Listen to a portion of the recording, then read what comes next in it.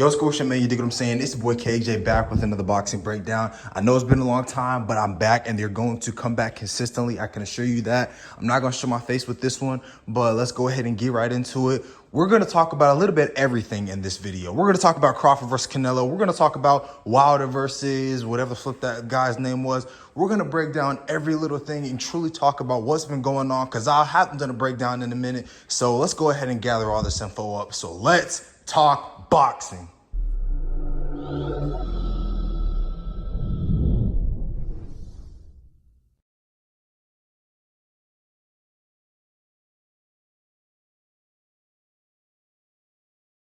Coming out the gate, we're going to talk about my favorite power puncher of this generation, Deontay the Bronze Bomber Wilder.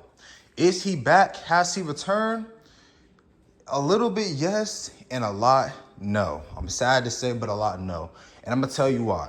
I'm going to tell you why because, yes, Wilder did a lot of things that we have not seen him do sometimes ever. We saw him staying patient. We saw him sticking behind the jab. We saw him actually thinking his opponent through and trying to figure him out. Now, I will give Wilder credit because it is really hard to land that significant shot against somebody who's running away from you. You guys saw that with Canelo versus, I forgot his name. Oh my gosh. But y'all know what I'm talking about. Canelo versus this dancing big black ballerina. It's hard to actually land a punch on somebody who's constantly grabbing your legs, running away from you, acting like a scared little brother. It's hard. And we never really saw Wilder land the big signature right hand. But what we did see, and something I haven't seen this bro do since Deontay versus Fury 1, is he landed the right. Yeah, so I meant to say left hand. I meant to say left hook. I literally say right a couple times in this video, but that's on me. But yeah, I meant the left hook. Right hand. I've been talking to my dad about this for the longest. Everybody thinks that Wilder's only threat is his right hand because that's what he's only been using. But this isn't a video game. If you got power, you naturally hit heavy, then you have it in both hands. This ain't a video game. If you're a power puncher, you can hit in both hands. The same way Tyson did, the same way Foreman did, the same way Hagler. If you hit hard in both hands. And Wilder finally showed what I've always known in that fight. And better than that, he timed it. It wasn't even him just throwing it. He timed it. The dude tried to come in with no setup, and he came in recklessly, and he paid for it, and it was beautiful to see. Yeah, it landed kind of in like a slap motion, but like I said, when you truly have power, you don't really need to land a punch properly to knock somebody out or to put them down. Foreman showed us that. But that was something I was incredibly happy to see.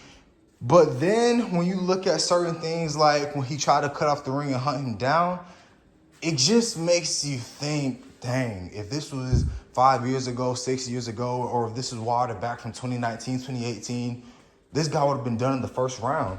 Like, Wilder doesn't have the explosiveness and that natural athleticism that allowed him to jump over, land the right hand, or allowed him to move around the ring. Wasn't in a technical or skillful way, but it was in his own weird way. He was still able to land that nasty right hand and push you out, have you looking at the lights. And he would try to land the right hand. I saw him doing the similar things he was doing against Ortiz and some of the things that we even see him do against other opponents. He was trying to measure, and then try to hit that right hand. But like I said, he was fighting a ballerina, so he couldn't actually land it. Now, towards the end of the fight, he did somewhat land it, but it wasn't in the same form or fashion that we have seen in the past. Now, I've seen a lot of people going around saying Wilder's power has diminished, Wilder's power is gone. Everybody knows that power is the last thing to go. And judging from the way that left hook hit him, Wilder's power is not all gone. Wilder can still build himself back up and be a powerhouse that's a force to be reckoned with. It's just that now that he's almost 40 years old, he's gonna have to do it with skill. No offense to the people from the 2010s and up, but the heavyweights during that decade were flat-footed, couldn't really move, and didn't really have much skill. I'm just gonna be honest. That's why it was easy for somebody like Usyk to come up and wait and just give him a pure boxing lesson and prove that if you can actually move and you actually know how to box, then you're going to be the top dog. But now we're moving out of this whole nitpick, patty cake, cupcake era where you cherry pick all your fights and you don't fight the best. We're out of that era now. Boxing is slowly but surely coming back to what it used to be. That's why we're getting fights like Tank versus Ryan, Devin versus Ryan. That's why we got Fury versus Usyk. That's why we're getting Canelo versus Crawford. So now we're actually having the best fight the best. So these three heavyweights that we've been growing up watching have actually come in contact with people who actually can box, move, can stick and move, can set up shots behind the jab, can move their head off center line.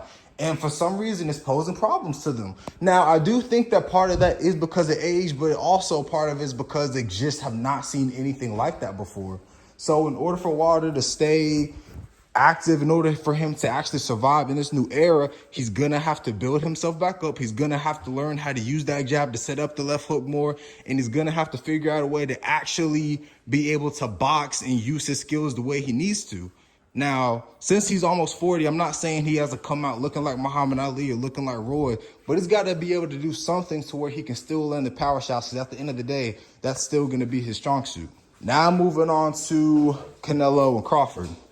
Now, with this, I'm not going to lie. In my past videos, I've said that I got Crawford. I said that I feel like Crawford has the tools to negate everything Canelo's going to bring and put him down, which if this was at a catch weight or if they were fighting at welterweight, that would be true.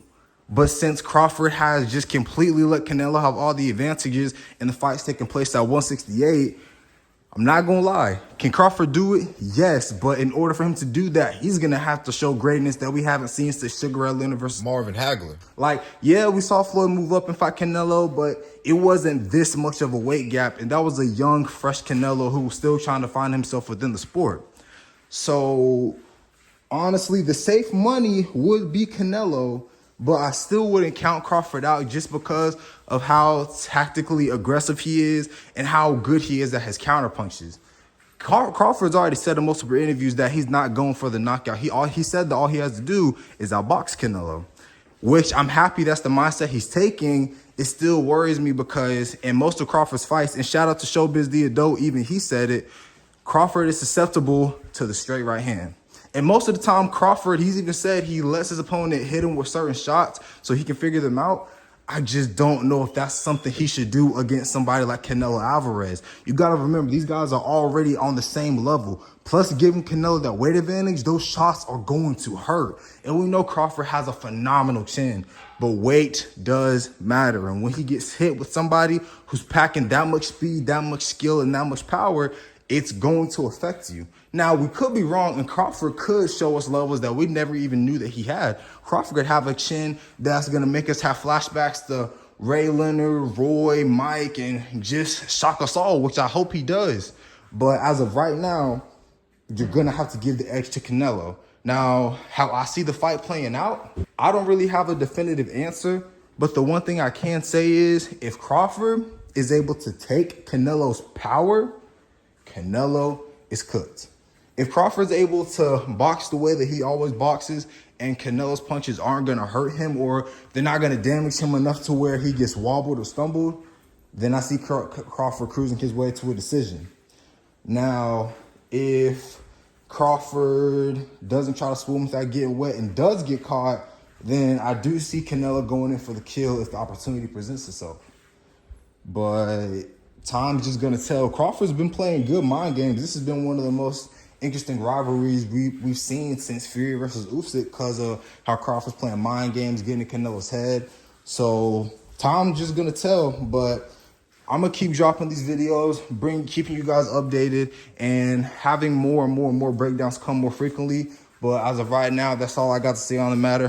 Hope you guys enjoyed. Make sure to like, comment, subscribe. YBE has a lot of stuff coming in on the way. This summer is not over, and we still have a lot of big stuff planned. So hope you guys enjoyed. And KJ out. I'll see y'all next time.